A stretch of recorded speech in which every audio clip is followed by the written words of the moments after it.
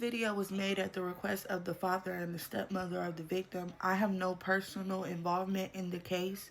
This is not meant to be the final word, but to keep the victim's story alive and raise awareness. In the car was a 2012 Dodge Charger bought by Dylan's parents for him. The car at the time was, of course, Dylan, the driver, 17 years old, 16-year-old passenger Jadrian Story, who was unalived in the car crash, 17-year-old Daniel. Dylan, Jadrian, and Daniel were best friends.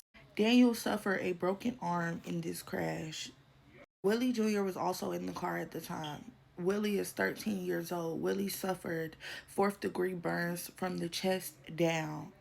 17-year-old Dylan, the driver of the car, unfortunately was not fucking harmed, which a lot of the times that's how it end up happening. All the innocent motherfuckers seem to get hurt.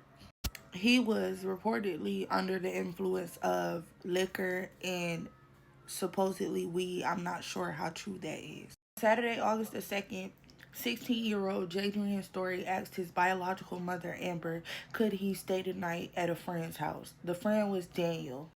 Daniel and Little Willie Jr. are brothers.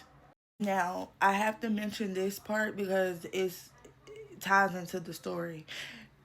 Jadrian's father has 50-50 custody of him. So Jadrian was supposed to be going back to his dad's house for some time, I'm guessing. But he texted his dad and asked could he stay with his mom for a while longer because he had just gotten his permits and he wanted to hang with friends. And they allowed him to stay, of course. School didn't start till August the 11th. As I said before, this is August the 2nd, Saturday. Now that Monday, we fast forward into that Monday, August the 4th. Monday, August the 4th comes and Jadrian takes his biological mother and asks could he go to the mall. Now, she did not ask who, what, when, where, why. She just let him go to the mall, of course. She also had only met Dylan a couple of times. Now, as they are all traveling to the fucking mall, they pass the park. Little Willie Jr., Daniel's little brother, the youngest in the car, asked could they go to the park. They told him no and drove the fuck past the park, and they told him that they were going to the mall. Now, upon traveling to the motherfucking mall, Jadrian's mother, his biological mother, Amber, she checks her Life 360 app at around 1 p.m.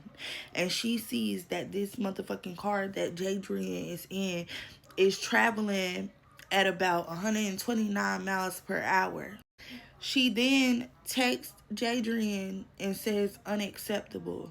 Jadrian texts her back and said, Mom, we in traffic now. She then texts Jadrian back and says slow it down. And that was it. Now, how Jadrian was supposed to slow a car down that he was not driving, I have no motherfucking clue. Your guess is as good as mine. I just don't fucking know. I don't know. Now, the crash happens at 2:53 p.m. on the way back from the mall. Florida Highway Patrol says that they were traveling at an excess of 139 miles per hour when he veered off the road and hit the tree. The car caught on fire. I will be adding in a clip that shows Dylan running the fuck away trying to punch somebody after he snatches the tag off of the car. The car is completely motherfucking destroyed. At this point, Jadrian and Little Willie are the only two stuck in the car. When the crash happens, Little Willie states that Jadrian was asking everybody was they okay and screaming, trying to see, was everybody fine. Jadrian was still alive when the car crashed. Little Willie, the youngest, the 13-year-old, stated 15 to 20 times to law enforcement and officers once they arrived that Jadrian was still in the car and he needed help, that he also needed help. Little Willie was stuck under the car up under a burning muffler. While that baby and Jadrian, while they both were stuck up under this car, law enforcement was standing the fuck around, berating and yelling and screaming in Daniel and the other boys' faces cases trying to find out where the fuck Dylan went and who Dylan was. Instead of focusing the efforts on saving Jadrian and Little Willie Jr., they stood around screaming and yelling at these kids. Jadrian had no fucking internal injuries. He was stuck up under that car basically bleeding the fuck out because of the negligence of police. Had they put a tourniquet, pulled him out and put a tourniquet on his arm and his leg, his stepmother honestly believes that her boy would still be here. Now understand this shit is about to get real particular, so pay close attention. When Shands Medical Center was finally able to get a helicopter there to life flight Jadrian and the other kids, Jadrian passed away once he got onto the helicopter. Once Jadrian made it to the hospital, they revived him and he passed away 30 minutes later. The biological mother, Amber, called Jadrian's father and his stepmother and let them know that they needed to make it to Ocala Regional to ID Jay's body and that he had passed away. Now the father and the stepmother, they live about an hour and 20 minutes away. It was 5:30 at that time. They made it to the hospital at 7:30. This is where this shit get real motherfucking sticky. At the fucking hospital, the family was told that they could not find Jadrian's body. Like, they said that they did not have Jadrian. The Florida Highway Patrol officer was also looking for Jadrian because he had to finish his report. It took for the Florida Highway Patrol officer to speak to a motherfucking supervisor for the family to have found Jadrian's body.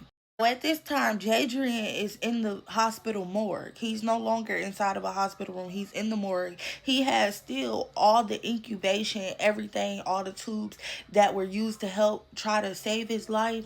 He still has all that shit in his body and he's in the hospital morgue. The Florida Highway Patrol officer even spoke and stated that he has investigated 155 highway fatalities and this shit had never happened before. Now, mind you, I said they got there at 7:30, the stepmom and the father. Now, they were not able, the whole family as a whole, the mom, the stepmom, the father, the brother, the grandmas, they were not able to see the body until 8:45 that night, damn near 9 o'clock. When they finally were able to see him, they were being rushed by the hospital because the EME had literally just got there. So basically, they were going to send this baby's body to the fucking EME without the family even have seen him. Now, at the bond hearing, Dylan's father had the audacity to say some shit like, oh, just give him a bond already so we can get the fuck out of here. Excuse me, sir. Somebody's baby is gone. And you talking about a motherfucking bond, bitch? No, sir.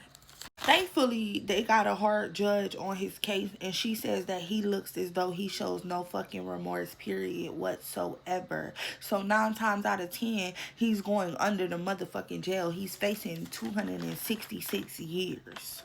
This is Dylan. They claimed he showed no remorse on his face whatsoever. And he had the audacity to plead not guilty on all counts. The state attorney says that if the public defender comes with a good plea deal, meaning a lot of motherfucking time, then he might can get it. But until then, the shit going to trial. And I hope that they put his ass under the jail for all 266 motherfucking years and then some, because he deserved every last piece of it.